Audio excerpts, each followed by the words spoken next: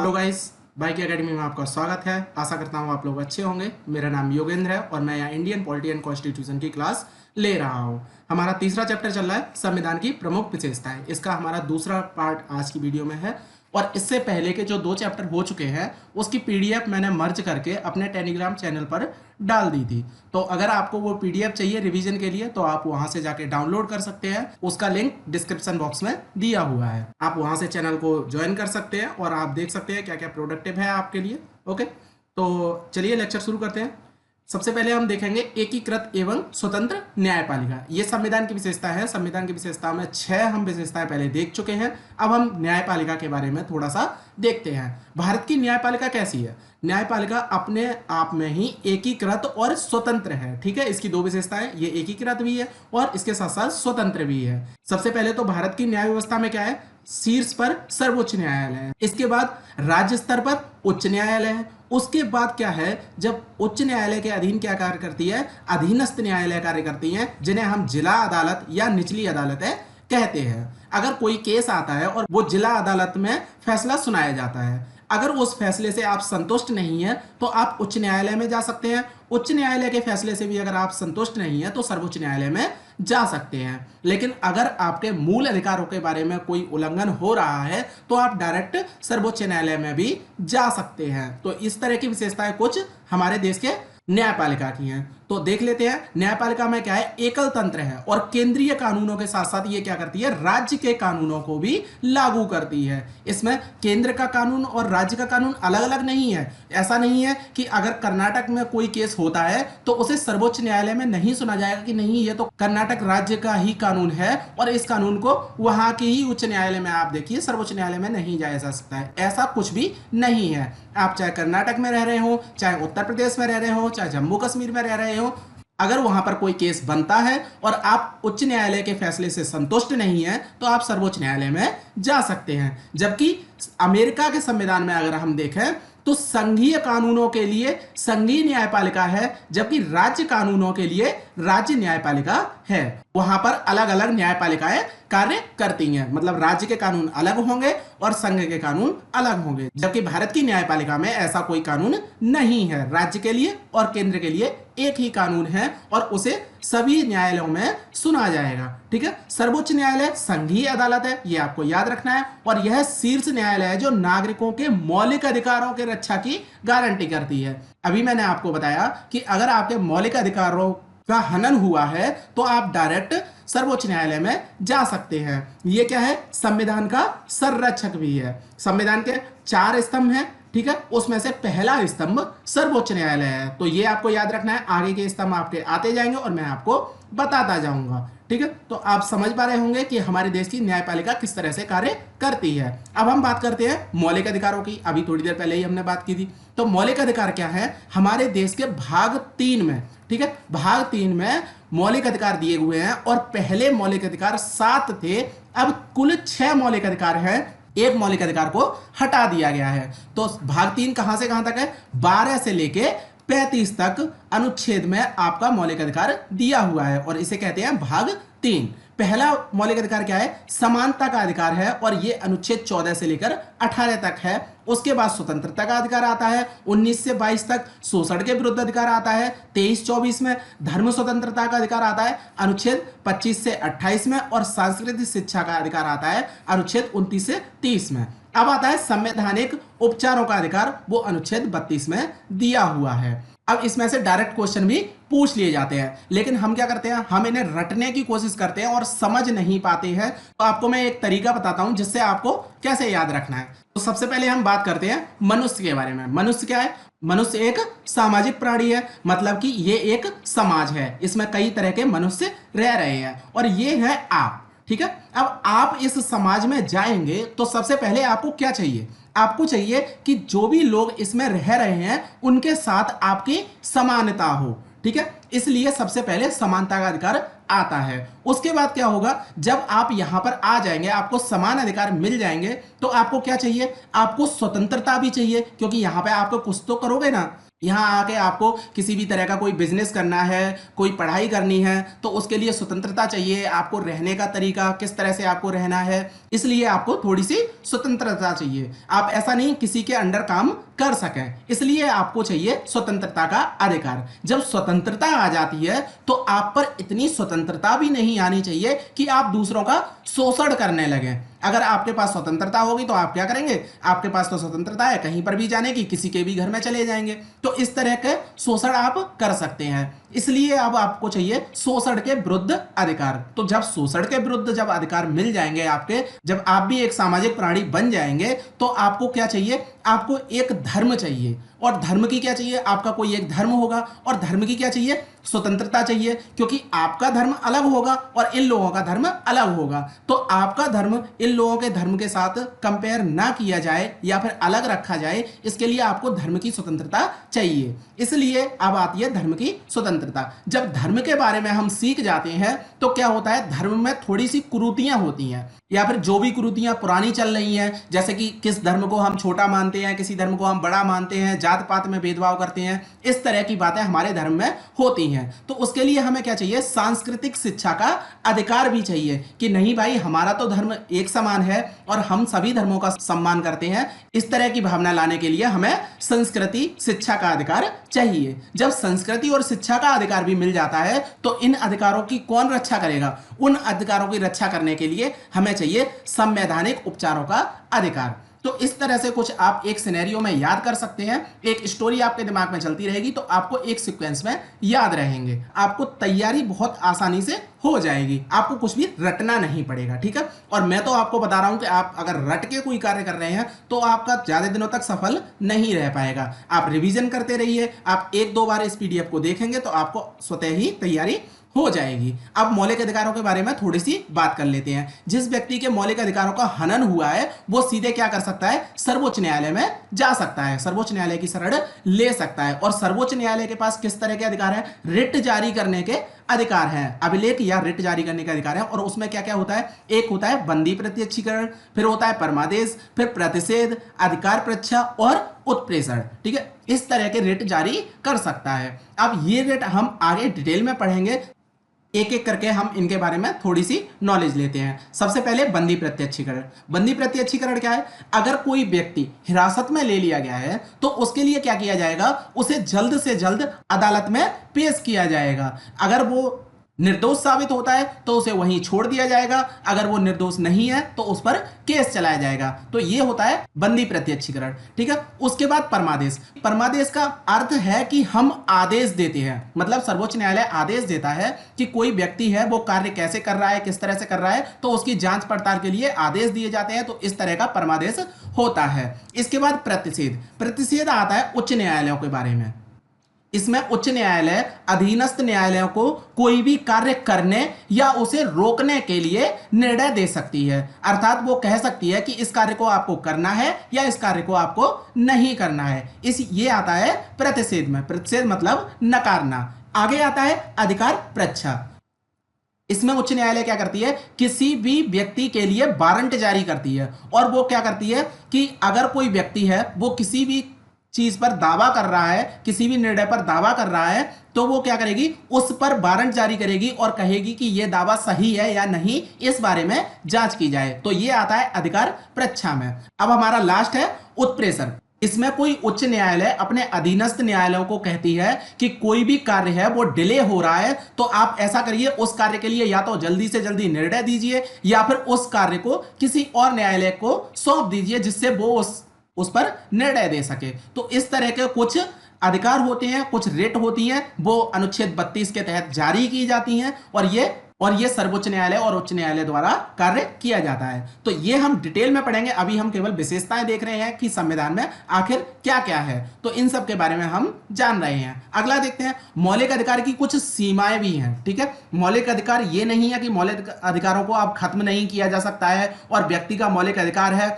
इसे कभी भी हटाया नहीं जा सकता है। लेकिन ये अपरिवर्तनीय नहीं है। ठीक है, इन्हें संशोधन के द्वारा कम भी किया जा सकता है या फिर इसे समाप्त भी किया जा सकता है। ठीक है, कटौती भी की जा सकती है या फिर इसे समाप्त भी किया जा सकता है। और इसके साथ साथ एक बात और हमने पहले की थी, आपातकालीन प्रतिबंध की। ठीक है, जब हम बात कर रहे थे कि हमारा देश केंद्रीकृत है या फिर संघीय ढांचा है या फिर संसदीय ढांचा है, तब हमने बात की थी कि अगर आपातकाल आता है तो वो केंद्रीकृत का बहुत बड़ा उदाहरण होता है। आपातकाल में क्या होता है कि जो राज्य की शक्तियां होती हैं वो खत्म कर दी जाती हैं और केंद्र में अधिकार आ जाता है। तो अनुच्छेद 20 और 21 को छोड़कर बाकी सभी मौलिक अधिकारों को आपातकाल के दौरान स्थगित किया जा सकता है। ठीक है, तो आपको याद रखना है कि जब आपातकाल होता है तो आपको अनुच्छेद 20 और 21 याद रखना है। 20 और 21 को छोड़कर सभी मौलिक अधिकारों को स्थगित किया जा सकता है। अब आपको मौलिक अधिकार समझ में आ गए होंगे। इसके बाद हम बात करते हैं नीति निर्देशक तत्व। ये हमारे संविधान की अगली विशेषता है। तो इसमें हम बात करेंगे, जो भीमराव अंबेडकर ने क्या कहा है कि जो नीति निर्देशक तत्व हैं वो क्या है, संविधान की अनूठी विशेषताएं हैं। किस तरह की विशेषताएं हैं? इसे तो सबसे पहले 3 वर्गों में विभाजित किया गया है। ये मैं यहां बता रहा हूं, जब हम पढ़ते हैं तो इसे 3 वर्गों में विभाजित करते हैं, जबकि आप बेयर एक्ट को उठाएंगे या अपने देश के संविधान को देखेंगे तो उसमें इस तरह का कोई वर्ग नहीं है। जैसे भाग 1, भाग 2, भाग 3 इस तरह से संविधान में लिखे हुए हैं, लेकिन यहां पर कोई भी वर्ग नहीं बनाया गया है। इसमें केवल बताया गया है कि कुछ जो अनुच्छेद हैं वो सामाजिक होते हैं, कुछ गांधीवादी होते हैं, कुछ उदार बौद्धिक होते हैं। तो ये नीति निर्देशक तत्व इन 3 वर्गों में विभाजित होते हैं। और नीति निर्देशक तत्व के कार्य क्या है? सामाजिक एवं आर्थिक लोकतंत्र को बढ़ावा देना। आपको याद रखना है, सामाजिक और आर्थिक लोकतंत्र को अगर बढ़ावा दिया जाता है तो वो मौलिक अधिकारों से नहीं, वो नीति निर्देशक तत्वों से दिया जाता है।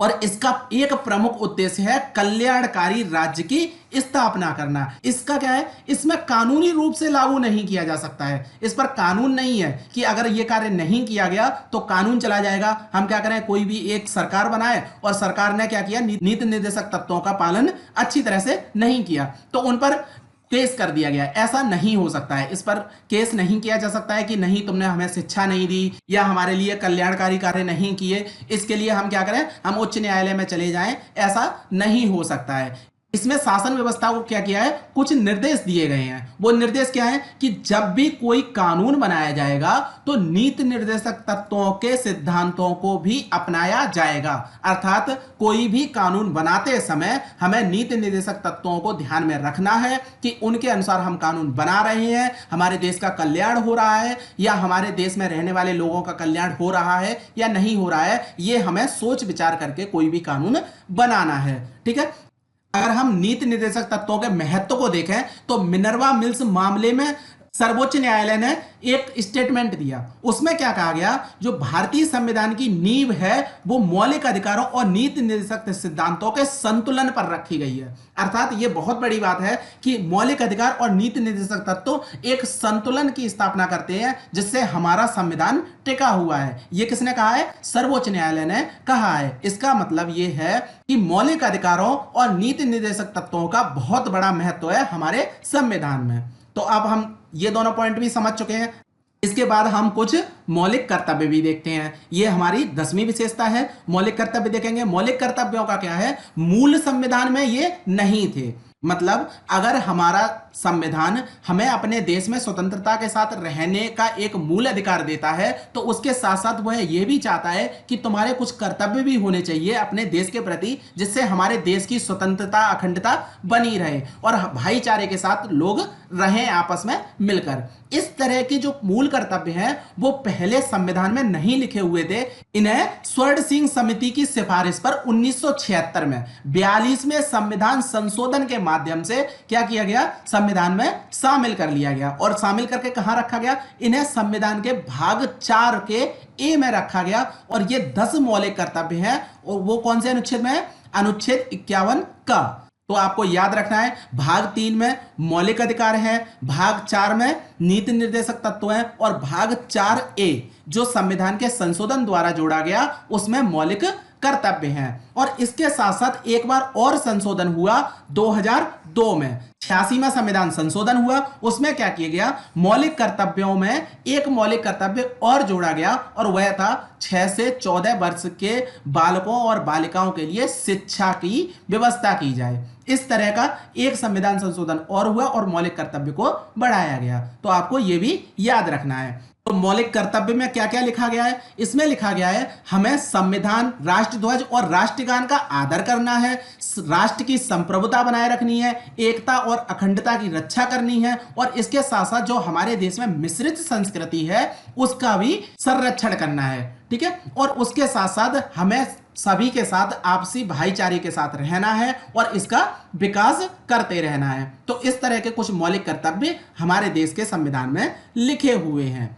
अब हम आज की लास्ट विशेषता देखते हैं जो हमारे संविधान की विशेषता है, एक धर्मनिरपेक्ष राज्य। इसमें क्या है, सबसे पहले तो आप ये देखिए, यहां पर एक शब्द लिखा हुआ है धर्मनिरपेक्ष, इसके साथ साथ एक शब्द और यूज किया जाता है, वो है पंथ निरपेक्ष। ठीक है, तो पंथ निरपेक्ष और धर्मनिरपेक्ष क्या है इसके बारे में हम आगे जानकारी लेंगे। बस एक शब्द को आपको याद रखना है कि धर्मनिरपेक्ष की जगह पर पंथ निरपेक्ष शब्द भी इस्तेमाल किया जाता है। तो धर्मनिरपेक्ष क्या है, भारत का संविधान धर्मनिरपेक्ष है। ठीक है, इसमें किसी भी धर्म को विशेष नहीं माना जाता है और सभी धर्मों का समान आदर किया जाता है। और ये हम किस बेस पर कह रहे हैं, क्योंकि हमारे देश के संविधान में ही कई प्रावधान किए गए हैं जो धर्मनिरपेक्ष के लक्षणों को दर्शाते हैं। जिसमें पहला है 1976 में जो 42वां संविधान संशोधन किया गया, उसमें क्या था, प्रस्तावना में एक शब्द जोड़ा गया, वो है धर्मनिरपेक्ष।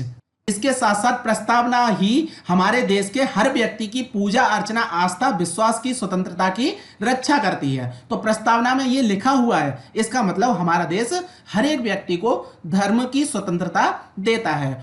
इसके साथ साथ अगर हम कोई अनुच्छेद भी देखें तो उसमें भी धर्मनिरपेक्ष का जिक्र है। जैसे किसी भी व्यक्ति को कानून के समक्ष समान समझा जाएगा, वो किसी भी धर्म का हो। ठीक है, उसके लिए धर्म का भेदभाव नहीं किया जाएगा, ये अनुच्छेद 14 में लिखा हुआ है। अगर अनुच्छेद 15 को देखें तो वो धर्म के नाम पर किसी भी प्रकार का भेदभाव नहीं किया जाएगा। अनुच्छेद 16 में सार्वजनिक सेवाओं में किसी भी नागरिक को समान अवसर दिए जाएंगे, वो किसी भी धर्म का हो। इसके साथ साथ अनुच्छेद 25 में हर व्यक्ति को किसी भी धर्म को अपनाने या उसके अनुसार पूजा अर्चना करने का समान अधिकार दिया गया है। अनुच्छेद 26 को देखें, हर धार्मिक समूह अथवा इसके किसी भी हिस्से को अपने धार्मिक मामलों में प्रबंधन करने का अधिकार है, अर्थात वो अपने धर्म के लिए नियम और कानून बना सकते हैं। अगर अनुच्छेद 27 को देखें तो किसी भी व्यक्ति को किसी भी धर्म विशेष के प्रचार के लिए किसी भी प्रकार का कर देने के लिए बाध्य नहीं किया जाएगा। वो कर दें या ना दें, ऐसा कोई भी कानून नहीं है कि आपको कर देना है क्योंकि आप इस धर्म के हैं,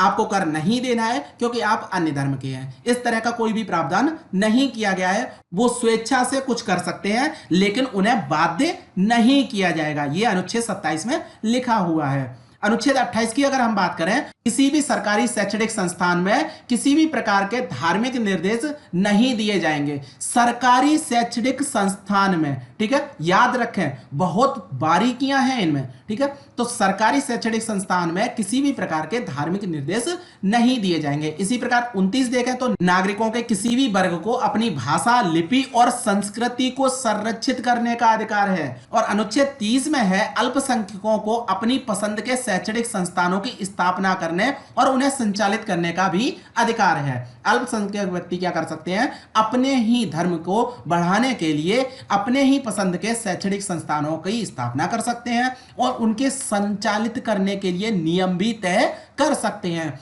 इसके साथ साथ मौलिक अधिकारों के इतर अनुच्छेद 44 अगर हम देखें, जो सबसे इंपॉर्टेंट है, वह क्या है, समान नागरिक संहिता बनाने के लिए प्रयास किया जाएगा राज्य के द्वारा नागरिकों के लिए। तो ये आपने देखा कि धर्मनिरपेक्ष किस तरह से है। अब देखिए, मैंने आपको 5 मिनट में इतने सारे अनुच्छेद पढ़ा दिए, आपको पढ़ाया नहीं है, सिर्फ इसका उद्देश्य ये था कि आपको थोड़ी सी नॉलेज हो जाए कि हाँ ठीक है, हमारे देश के संविधान में ऐसा कुछ लिखा हुआ है। आपको बिल्कुल भी पढ़ने की जरूरत नहीं है, हम एक एक अनुच्छेद को एक एक बारीकी के साथ पढ़ेंगे। ठीक है, बेयर एक्ट का इस्तेमाल हम करेंगे, उसमें एक एक बारीकी है, एक एक हम स्टेटमेंट को देखेंगे जिससे आपकी तैयारी बेहतरीन हो सके और आप आंसर राइटिंग भी अच्छी तरीके से कर सकें और कोई भी स्टेटमेंट अगर आपके प्रीलिम्स में आता है तो आपका वो क्वेश्चन गलत ना हो। ठीक है, तो अब हम धर्मनिरपेक्षता की पश्चिमी अवधारणा को भी देखते हैं। पश्चिमी अवधारणा में क्या है, जो धर्म होता है और राज्य होता है उनके बीच पूर्णतः अलगाव होता है। अलगाव का अर्थ यह है